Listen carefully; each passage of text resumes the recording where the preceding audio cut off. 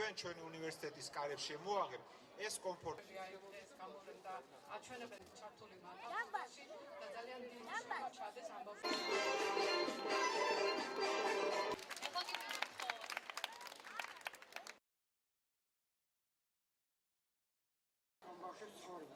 კიდევ ერთხელ დიდი მადლობა ყველას მოგზაურობის.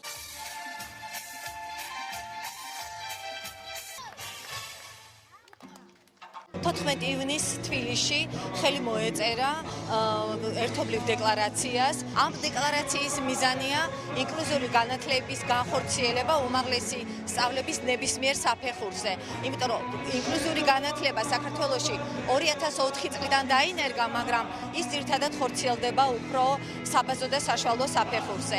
აი ამ დეკლარაციის მიზანია, რომ შეიქმნას სწავლებისა და განათლების პირობა თანაბარი შესაძლებლობის მქონე ახალგაზრდებისათვის. ჩემი შვილით შეზღუდულ შესაძლებლობის მქონე პირია. ის დღეს ძალიან ბედნიერია, რომ ასეთ ღონისძიებებზე მონაწილეობს. ის შოთა რუსთაველის უნივერსიტეტში ხშირად მოდის და ღონისძიებებს ატარებს, რადგან ისინი ძალიან ბევრ რამეში დაეხმარენ. მათი ცხოვრება რადიკალურად შეიცვალა. ისინი აქტიურად ჩაერთენ საზოგადოებასთან ურთიერთობაში. ის ლექსებს ყვება და სპექტაკლებში მონაწილეობს.